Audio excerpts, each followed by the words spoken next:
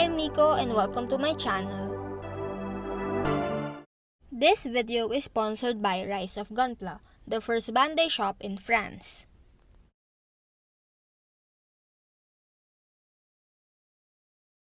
In today's video, I'll be sharing my first build for the year. So this ended up being a simple and small diorama since I only use a 1:48 scale Zaku foot. If you've been a subscriber, you might remember that I did a 1:48 scale Zaku diorama roughly a year ago. And for that build, I only used the upper part of the body. And so I was left with the lower legs, and I figured it would be nice to do something with it. And so this is the idea that I came up with. So my initial idea why I started scribing the panel lines is because I was going to attempt an open hatch. Because I've seen a lot of Zaku dioramas like that where the maintenance workers are doing maintenance. But I decided not to do it because it would take a long time. So instead of doing an open hatch style, I just decided to make up for it with some heavy weathering later on. I actually started working on this a few months ago, but I had to set it aside and work on other projects and commissions first. So I only managed to get it done a couple of days ago. And at first, I didn't really had a solid idea for this. I just knew that it's been a while since I last did some heavy weathering, as my last few builds were all clean.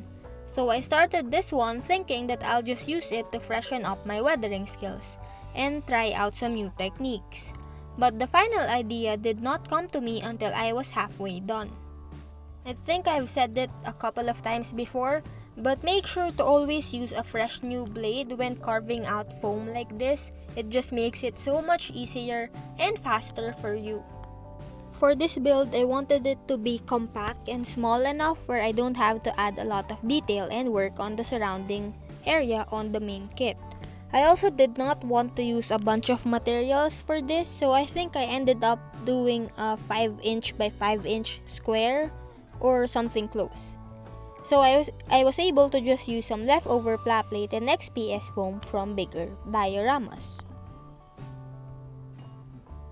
So to make the foot more secure onto the base, I decided to make space for it by carving out its shape onto the foam. This also will give the illusion that the foot or the mecha itself is heavy, so it will leave marks on the ground.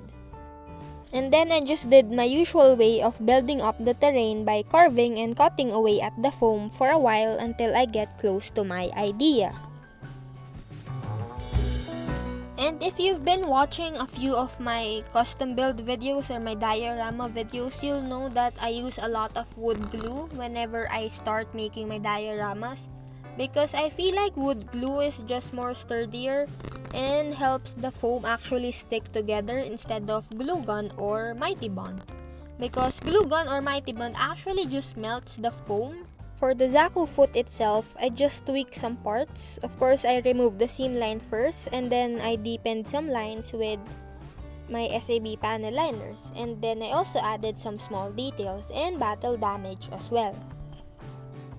So aside from using wood glue to stick foam onto plate or foam to foam, I also use it to stick the model kit onto the foam itself. I just feel like it's very sturdy, but you can also use a hot glue gun when you want to stick the model kit onto the foam, because it actually works kind of well, but still I would prefer using wood glue. After I was satisfied with how the carving of the foam looks, I then glued it onto the plate base that I made earlier. I also added some plate to the sides to make it look cleaner and hide the foam texture. After all that was done, I then went ahead and added some texture paint. So texture paint is a lot like primer for me. It helps the washes and the pigments stick better. So yeah, I always do texture paint. So in this clip, I started adding some wires, beams and tubes and broken plates to depict battle damage. There's a couple of things that almost ruined this diorama. Actually, instead of using air dry clay to fill up some gaps and add volume to the terrain, I actually brought the wrong kind and got some ceramic clay instead. this should be placed in the oven to harden, but I figured I don't actually need it to harden, I just need it to fill gaps, and I'll cover it up with paint anyways. So I went ahead and still used it, and so far it's not giving me any issues, so it should be good. After covering up all of the gaps with the ceramic clay, I started applying some texture paint all over it again. I made sure to cover up the gap between the flat plate and the foam because it looks bad when you can see it. I often get questions about how to make dioramas or bases for Gunpla, and I think it's a simple process to get started. Admittedly, I use a ton of products when making my dioramas, and I think that looks complicated and hard to follow for beginners that watches my videos. But honestly, if I had to narrow down the stuff that I use, most modelers would already have something similar to it. So I'd say to cut down the basics of diorama making and lay down the steps nicely to avoid getting intimidated and overwhelmed. But let me know in the comments below if you want to see me do a tutorial about Gunpla dioramas and what you specifically want to see. So after adding the rocks that I got from outside, I also decided to add some twigs and some dried tea leaves onto the base to make it more realistic.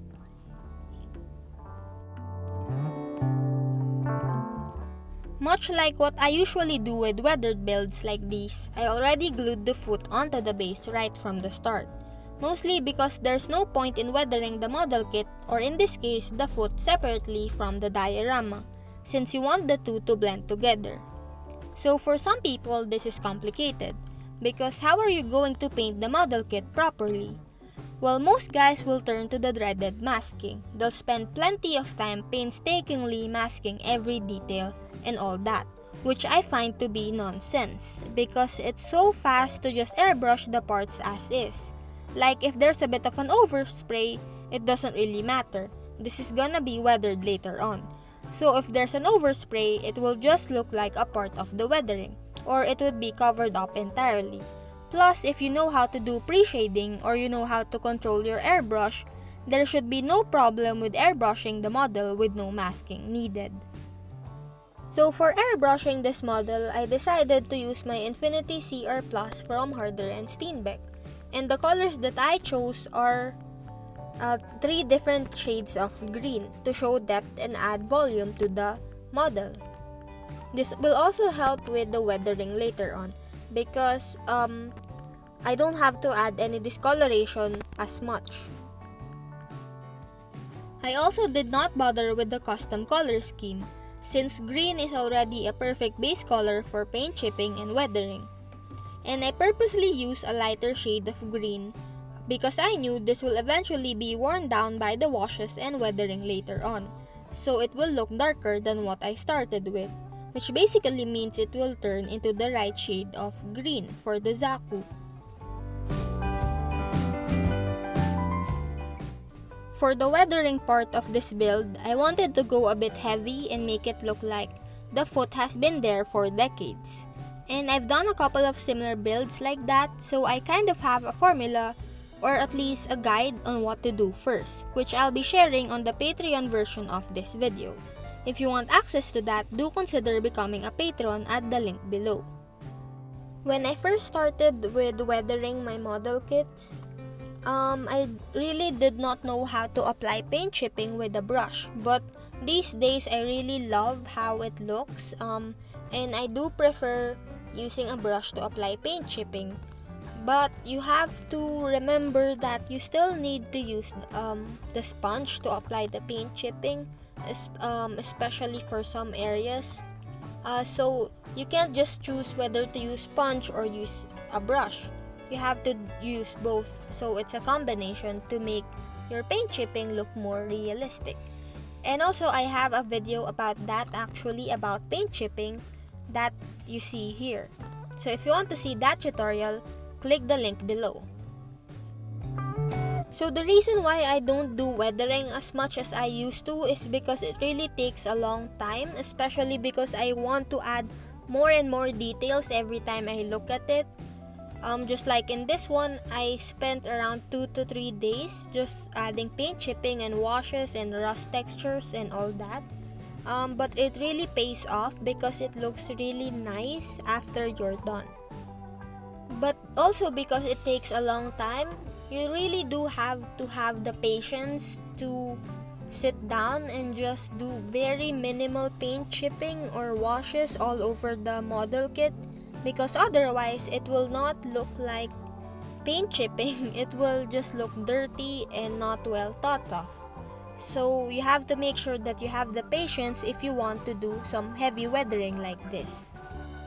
But when you manage to push through and actually finish with your weathering, because a lot of people don't, they start weathering and then they just stop halfway, it's a pretty satisfying process, and I get why a lot of fine scale modelers do this a lot.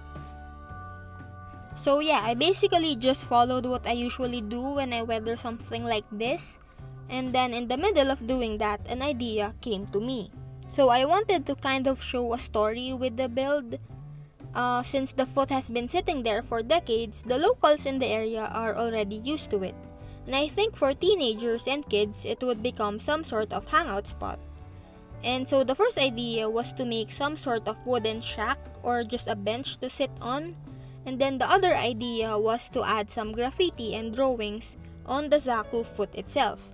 Kind of like how there's a ton of artworks and graffiti in skate parks.